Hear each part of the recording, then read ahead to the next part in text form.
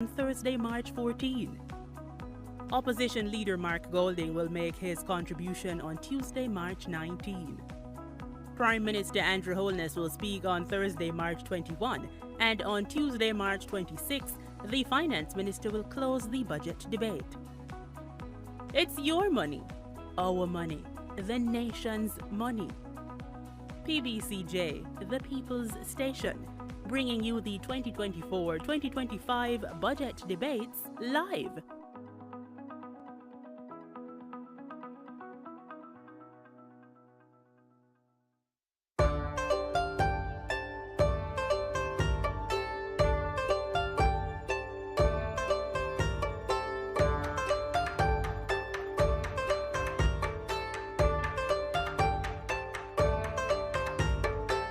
The national tourism debates are on, and PBCJ is the place to watch them.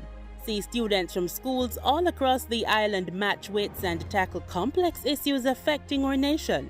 Watch as future leaders and thinkers solve problems with innovative arguments. Tune in on Mondays and Thursdays at 5 p.m. with a repeat on Saturdays from 1:30 to 3:30 p.m. Watch the national tourism debates on PBCJ, the People's Station.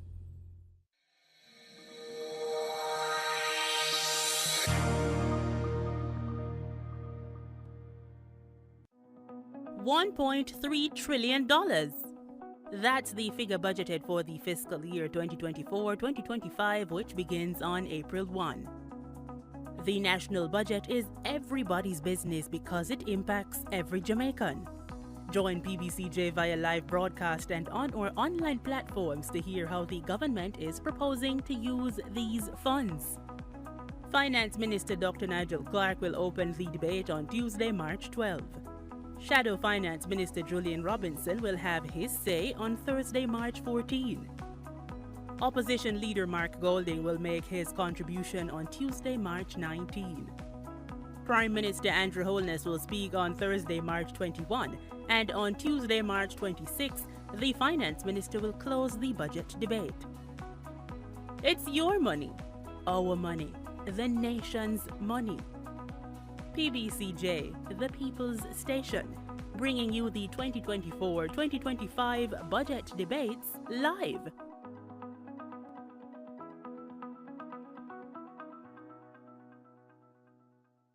I am Jamaican. You are Jamaican.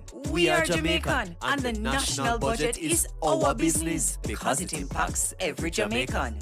From healthcare to education To the road conditions. to security for my family, the national budget is my business. No, sister. It is our business. The national budget is everybody's business because it impacts every Jamaican. Visit the Ministry of Finance's website at mof.gov.jm for more information.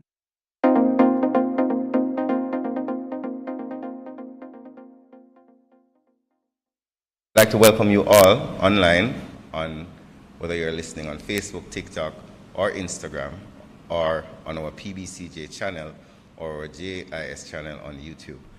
We will begin by going through some of the decisions of Cabinet.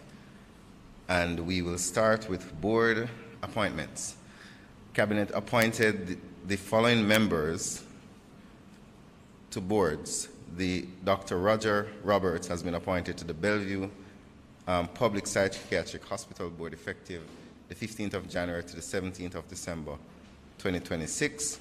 And appointments were also made to the Kingston Public Hospital and the Victoria Jubilee Hospital Management Committee, and that was Dr. Stephanie Reed, who was appointed chairperson.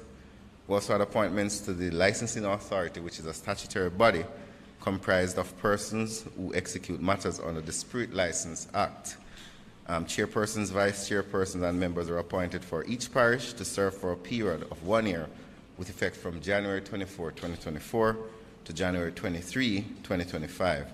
There are also appointments to eGov Jamaica Limited, and this was done for the 15th of January to the 14th of January 2026. And that appointment is Dr. Gunjan Mansingh and Ms. Jacqueline Sharp. Dr. Mansingh was appointed the chairperson, and Mrs. Jacqueline Sharp, the deputy chairperson. There was also appointments to the Climate Change Advisory Board, with effects from January 15 to the 14th of January 2026. And that's Professor Dale Weber, who is now chairman, and Dr. Livingston White, who was appointed vice chairman. Cabinet approved the appointment of Ms. Debbie Ann Brown Salmon as chairperson and Mrs. Tracy Lindsay as a member of the Board of Directors of the Jamaica Anti-Doping Commission with effect from January 15, 2024 to March 21, 2024, when the tenure of the board will expire. Following the expiry of the tenure of Mr. Howard Mitchell from the board of the Bank of Jamaica on the 15th of April this year, and in accepting the recommendation of the Governor General, the Cabinet gave approval for the appointment of Mr. Serge Trevor Coleridge Alain, PhD, to the board of the Bank of Jamaica, with effect from January 15, 2024 to April 14, 2033, when the term of appointment would expire. Apologies for the noise.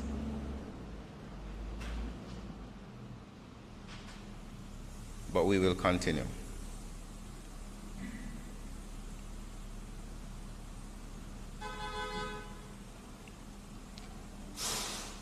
Mr. Colin Maxwell was appointed chairman of the Public Accountancy Board for a period of 3 years from the 22nd of January 2024 to January 21, 2027.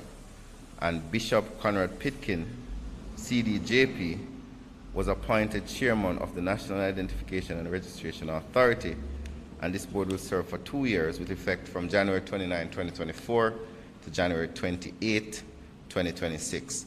And that ended our board appointments. Cabinet also gave approval after consideration for the map of the proposed parish of Portmore prepared by the National Land Agency.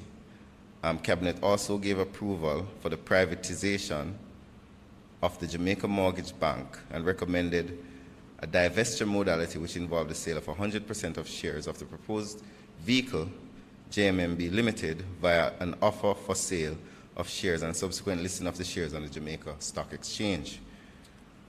There's also approval for the Social Protection for Increased Resilience and Opportunities project, and this was followed submissions from the Ministry of Labor and Social Security.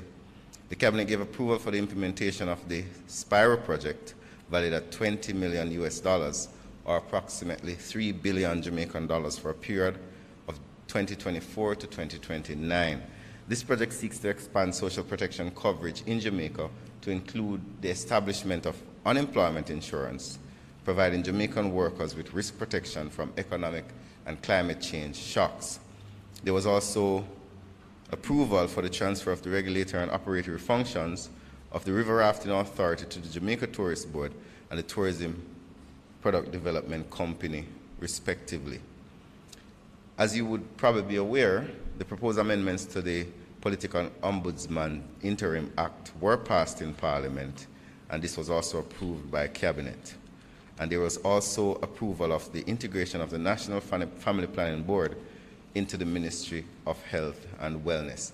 In relation to contracts, Cabinet approved the award of a contract for electrical services to Synergy Engineering Limited. This contract is to see the electrical upgrades at the Another Bay Hospital for a period of 10 months in keeping with the endorsement of the Public Procurement Commission, and the contract was approved at a cost of $419 million. A contract was also approved for the Wellington Monroe Road Water and Sewage Works with sections on Hold Hope Road, Retreat, and Seymour Avenue. This was awarded to the NWC. This was awarded by the NWC for the engagement of Bacchus Engineering Limited for a value of $1.2 billion. There was also the approval of a contract for supply, delivery, testing, training, and commissioning of one freestanding motor control center for the National Water Commission, Old Pepper Relief Station in St. Elizabeth. This was to the tune of $503 million, excluding general consumption tax and the cost of insurance, freight, and shipping. This was awarded to WDC Puerto Rico Incorporated.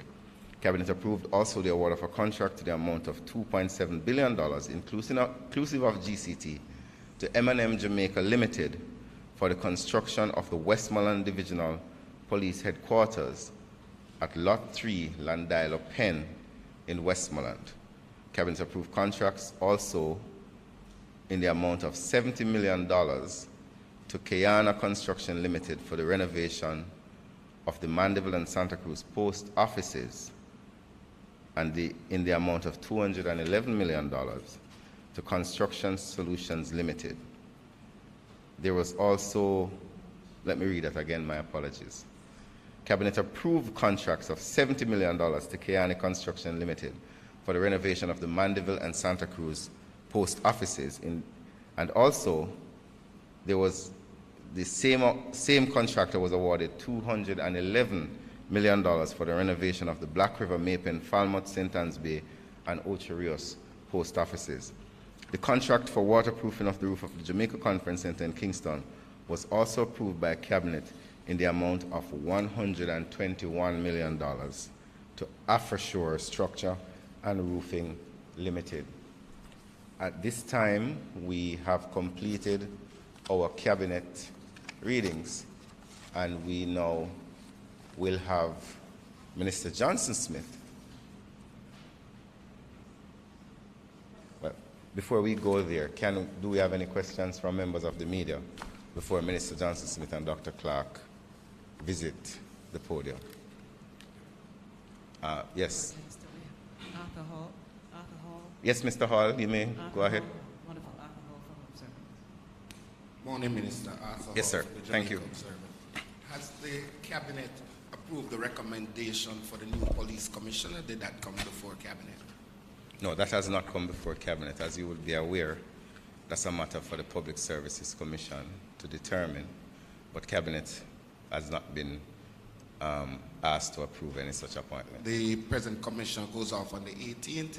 Is that an issue for the Cabinet? As the Minister of National Security made a recommendation as to how the JCF will function until a new commissioner is in place. Well, I spoke to the Minister this morning. The Minister says he will be making himself available to the media for questions as it relates to the process of appointment and who is ultimately appointed. That's a commitment that